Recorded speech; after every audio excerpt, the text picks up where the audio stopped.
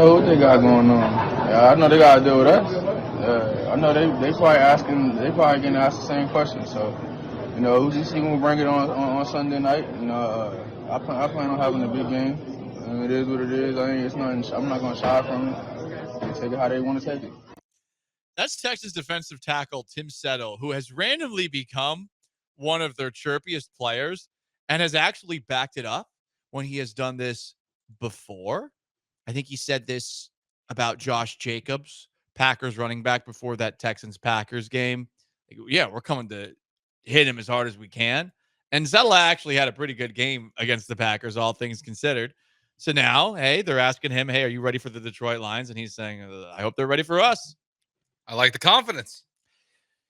They're going to have to be ready for Nico Collins, those Detroit Lions, because Nico Collins was activated off of the injured reserve today. He was back at practice. He was dancing while at practice. He did not seem to be affected, his hamstring, in any way. Now, it's not about whether or not your hamstring's affected while dancing. It's about how affected it is while you're sprinting in a straight line downfield.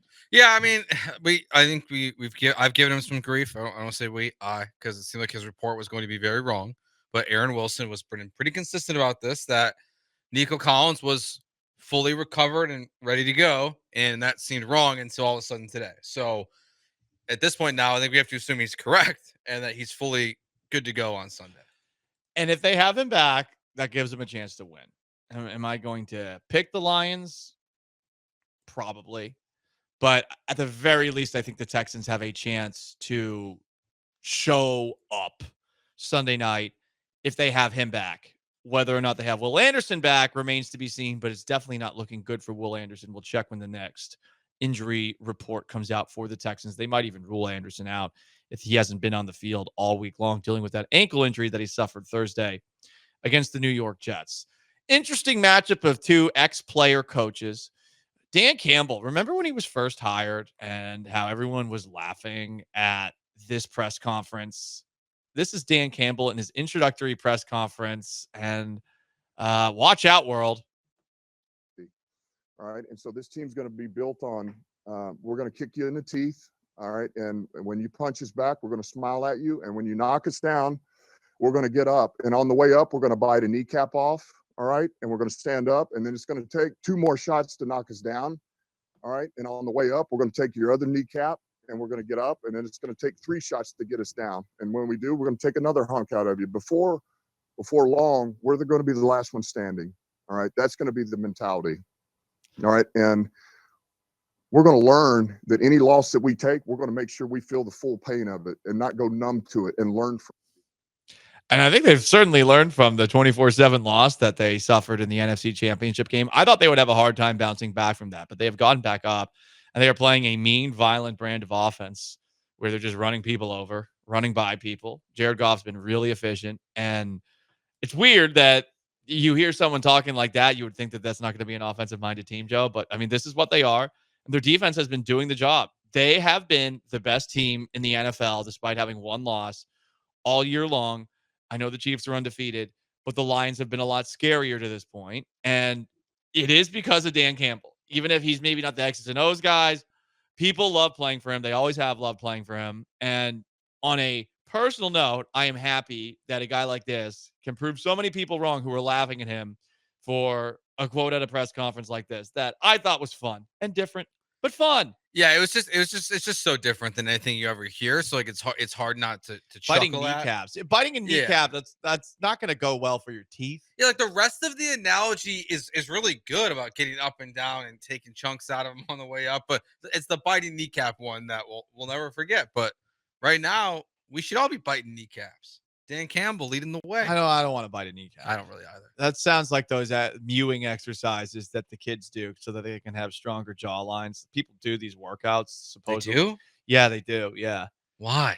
Because supposedly it tightens your jaw up if you have better muscles around your jaw and you do like chewing exercises and stuff. Supposedly it gives you a more pronounced jawline. I don't know if that's actually backed by science, but a lot of people do that. And it's called mewing. Okay. Do you know what they do? Just like so they chew food? I haven't really looked into it. Okay. No, Well, because I think it's BS. I'm glad you have it. I would be more concerned if you're like, yeah, every night before I go to bed, I do my mewing exercises for Yeah. 30 minutes. I mean, I would love a stronger jawline, but I'm pretty sure that it's about the bones and it's not Yes. about the muscles in your face. But And hey, genetics. yeah, But you're right. This is, look, he is in a fortunate position right now to where he also does have the hottest coaching candidate the last Ben 3 off Johnson, seasons, right. and Ben Johnson. Aaron Glenn's been a great coach. I mean, he also he assembled his staff in a really different way. He went really all in with the former player approach. It wasn't just him. Like, there are guys like we mentioned, Mark Brunell on this staff. You have Aaron Glenn as your defensive coordinator. He brought with him guys who played in the league who will connect better with the players, and they've done a really great job. And this is the first time in my life I've been watching the Lions play football my entire life, and they've had incredible talent like Megatron, and I don't really remember Barry Sanders. I don't really remember Barry Sanders, but they had Matt Stafford. But I still think of them as the team that's 0-16 and Dan Orlovsky running out the back of the end zone.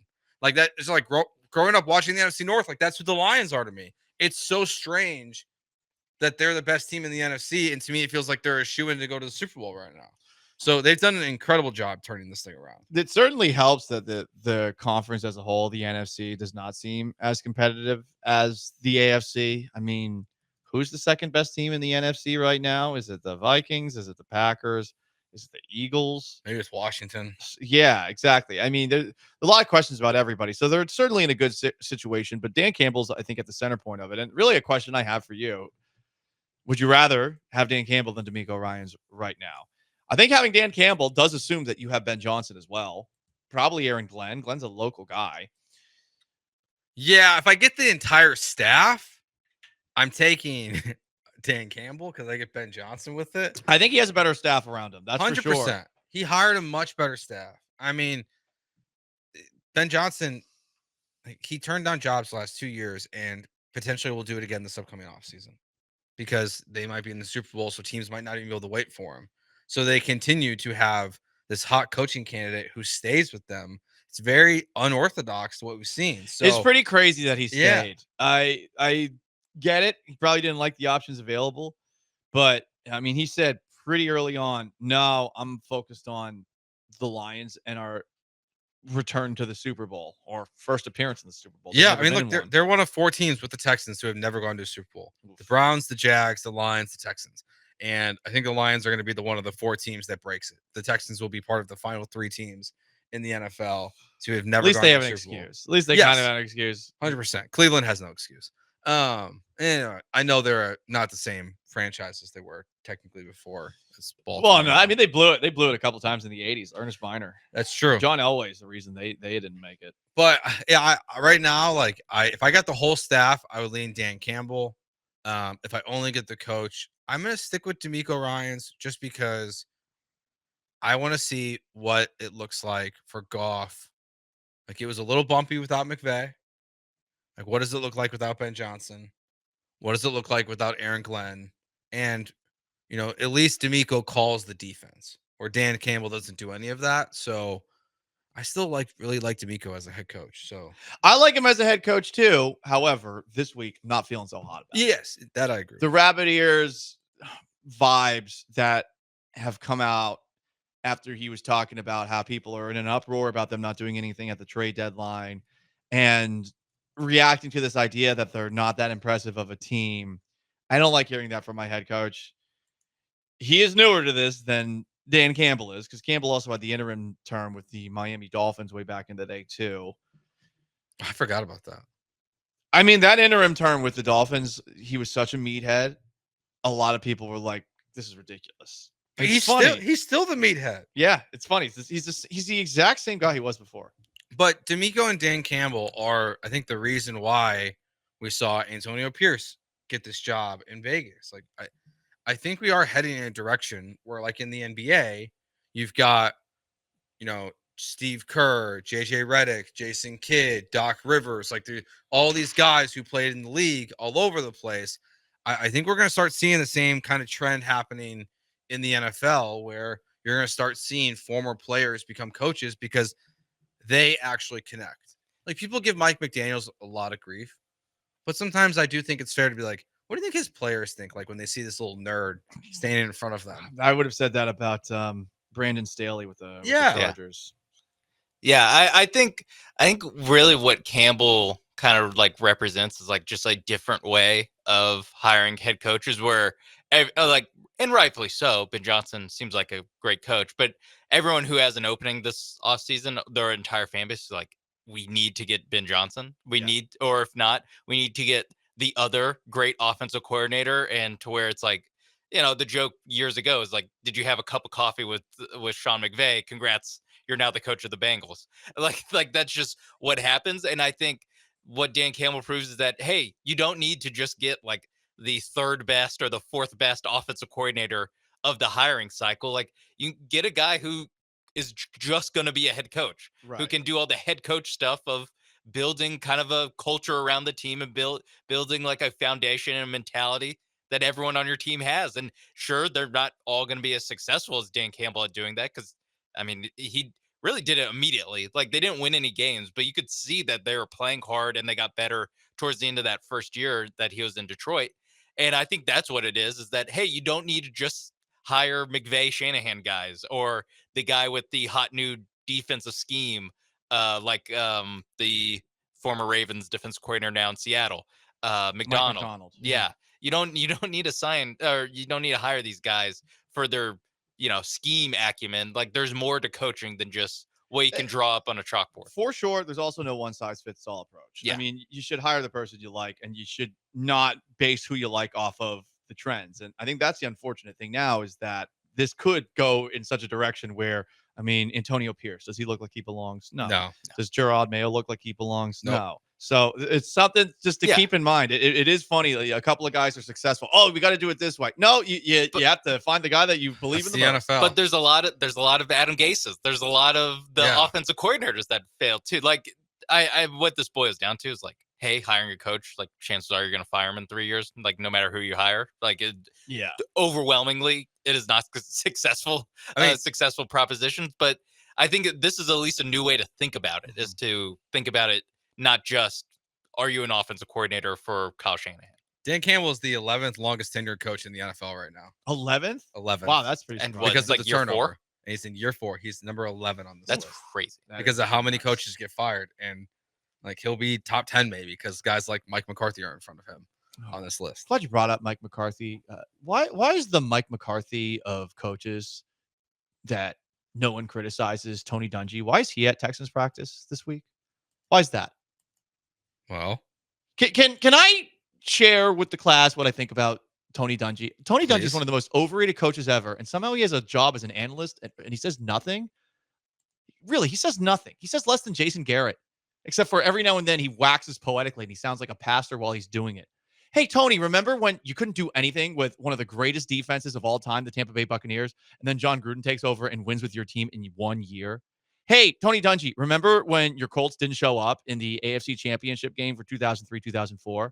And then you had your general manager whine to the rules committee to get the 5-yard contact enforced, only to score 3 points the next time that you played against the same team, the New England Patriots, in the playoffs? And then remember when you played the Pittsburgh Steelers, quarterbacked by a not good at all Ben Roethlisberger in 2005, and you blew that game? And then remember that the only reason that you won the Super Bowl in that 2006 season, the only Super Bowl he ever has, even though he's praised as one of the best coaches ever, is because the Patriots blew a 21-3 lead and the Chargers fumbled away a game where they would have easily beaten the Colts because they always owned them. Remember that? and who did they beat? They played the Bears, so it doesn't even count as a Super Bowl Rex win. Grossman. Thank you, Joe. Rex Grossman. Thank you. Tony Dungy is put on this pedestal. I don't get it. Like I don't know everyone either. yesterday was like, "Oh, CJ Stroud getting some great advice from Tony Dungy." What's the advice? Like, here's how to say nothing on TV. Here's how to thank God more often than you already do. That's the one. I mean, why is this guy like some moral authority? That's what I don't get. Like, remember what he said like a year ago? It doesn't seem very Christian what he said a year ago about certain folks of a certain sexuality. And that's not even what this is all about, because a lot of people are probably like, "Oh, Paul, you're just saying this because you're gay and you don't like it. People talk about that." No, it has nothing to do with that. It's all about like Tony Dungy, for whatever reason, we act like this guy's so great, and he has one Super Bowl. Mike McCarthy has one Super Bowl too. Why are we putting him up on a pedestal, and why is it a big deal that he's at practice yesterday? Please spare me. I'm with you. I think they put Tony Dungy in that category of, they try to like elevate him into like Bill Cowher and like. Well, Bill Cowher, same thing. I mean, look, these are good Bill coaches. has success. Bill has more success. These are good. Well, he has won Super Bowl too. These are good coaches. Don't get me wrong, but come on. Yeah. Can we stop like Dungy? Oh, thank God Tony Dungy's around. Like, he won a Super Bowl. Sorry, I don't look at Tony Dungy as this incredibly good coach. He had one of the best quarterbacks ever with him, and he won one Super Bowl, and he had one of the best defenses ever. And as soon as he leaves the team that he was there with, wins the Super Bowl. So I'm only saying this because I was annoyed by the amount of people that were like, "Oh, wow, Tony Dungy is giving CJ Stroud some advice." Well, what advice is he giving him? Hey, don't underachieve like I did. I mean, CJ Stroud, he likes to give advice, so sometimes he's got to take it too. Is Tony Dungy big broing CJ Stroud? Yeah, I'd rather Jared Goff give CJ Stroud advice after Sunday Night Football than have Tony Dungy give him advice. Chance you see that. There might be a chance you see that. Hey, stop taking those hits. I bet Stroud will not listen to Jared Goff giving him advice, though. Probably not. I don't think he would. I think he'd listen to Matt Stafford. I think he'll be more. He'll pretend better than Caleb Williams did. Mhm. No offense, Joe, but I think I think CJ Stroud's better at pretending that you're like, yeah, no, I don't actively hate this. Mhm. CJ or Caleb kind of wears it on his face. He wears a lot on his face, but And a lot more on his nails. I don't know these days. It's pretty close. You want me a soda, Sean? Well, is he still wearing it? He still paints his nails. Still paints his nails. Yeah. He just looks dreadful all the time. But CJ Stroud, Dreadful all the time. A lot of I times. don't know, Joe. You said he was the guy a couple of weeks ago. No, I still think he can be the guy. he can be the guy. Well, they gotta not In kill him. First. future tense, he can be the guy. Okay. Yeah, he ain't right now. I mean, I think Drake May's the guy, and he's getting killed back there. I mean, I think Caleb's the guy. You think CJ Stroud's the guy? Definitely, he's the guy. Not even a question. Well, what if he gets killed? Same logic. Caleb Williams, CJ Stroud. What's the difference? One took advice from the other. That's for sure. Yeah. Unsolicited One's advice. big bro. It's true. One got advice in that game. One did not. Thank you for letting me to get on my soapbox about Tony. It's Dungy. okay. I'm with you on Tony Dungy. There are a lot of coaches in sports He was, that I think he was a very good coach, but like, why is he better than everybody else? Everyone looks at him that way. I don't think get it's something it. about like the mid 2000s. Like a lot of the coaches that were like in that era, I feel like we just like glorify for some reason in a way. Like until the Cowboys stuff, I still felt like people put McCarthy on a pedestal he didn't belong on. Tony Dungy, I would put Herm Edwards in that category. Like a lot of the guys who made the early transition to television, Bill Cowher, seem to just be elevated in a different way. Hell, John Gruden. What does he got? That's a fair like point. it's just like this whole like era of like the late 90s, early 2000s. They all jumped to ESPN when like ESPN was at its biggest, most important deal, or NBC. And we kind of elevate all of them for a reason that I don't quite understand. At least though, here's the thing. At least Gruden always entertaining, even if he was two-faced, and he was two-faced behind the scenes. I was in Tampa Bay when he was there. I remember hearing the reports about it all the time, listening on Sports Talk Radio, WDAE up there. WDAE, gotta stop firing people. That wasn't cool. And the same thing with Cowher too. Cowher, there was a personality there. It was a bit of an angry guy. Dungy, weirdly, he's been put on this pedestal. He's always been rather boring when he speaks. And again, nothing wrong with that if you're a good coach. And he is a good coach. But then all of a sudden he became this moral authority outside of football. And I'm like, how? That's what it is. Is where, and that was like after he became the NBC desk guy. Where I'm gonna talk to Michael Vick and tell him, hey, Yeah. stop killing dogs. Where He's he was the like only the- reason like- why Vic got back in the league. he was like the PR, like I don't know. It's so He bizarre. was the cleaner in Pulp Fiction. It Like was like, he was the fixer. Give Michael Vick another chance. That's the only reason why he got it was because of Dungy. Yeah, I say all of that because he was at Texas practice and this it's week. probably because they play on NBC and he works on NBC. That's it. But everyone's like, oh, so the guy who's paid to cover this game and who will say nothing about it. Oh, thank God he's talking to CJ Stroud before the game. Literally, thank God. Point upstairs. Thank you that St. Tony has come down here to talk to CJ Stroud about the divine path to also disappointing a lot of fans like I did in Tampa Bay and in Indianapolis. Yeah, No I way didn't. with I didn't see any tweets that Jason Garrett and Jack Collinsworth were also. At No, practice. I didn't. What? I don't know if they were or not, But but thank goodness Jason Garrett was here, not here. Garrett would have gotten crushed. And I mean, look, Garrett wasn't a good coach for sure. He's But- worse on TV. He's terrible. I think that's At where a least he lot of smiles awkwardly. I think that's where a lot. Like we can forgive some Speaks like with diction. we can forgive some. Hey, probably a little bit of a disappointing head coach if you're just like good on TV, like Gruden, like Rex Ryan, even to a certain extent, Bill Cowher. Like Bill Cowher's not like, oh my God, everyone be quiet. Bill Cowher's talking, but he is like good on TV. Where Tony Dungy, Jason Garrett, like those guys are just on a different level of bad. Yeah. So anyway, sorry. It's That was- okay. I saw that yesterday and I was like, I'm not going to, if I tweet about this online, it's not even going to get any reaction. And the only people that will respond are like, what are you saying? Like, I'm saying he's overrated. That's all I'm saying. That's it. St. Tony Dungy. Yeah. No one's talking to Jim Caldwell.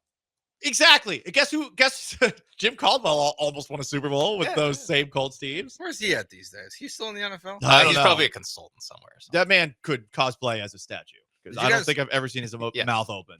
Speaking of lions, do you guys know there's a new Mufasa Lion King movie coming out? Yeah, I saw the trailer. For As I'm looking on Twitter, I just literally I saw a trailer for a new poster for it. I saw it. It's like Scar. It's before Scar got abused, but they're like what kids. he was. Yeah.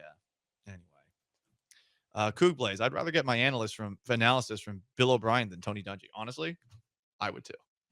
Bill O'Brien was pretty good on. Bill O'Brien's good on TV. On Edelman's podcast. Bill O'Brien's good. I was gonna say, if he wants to keep coaching, please coach as long as you want. Yeah. I would also not be upset at him either full-time podcaster or on a TV show.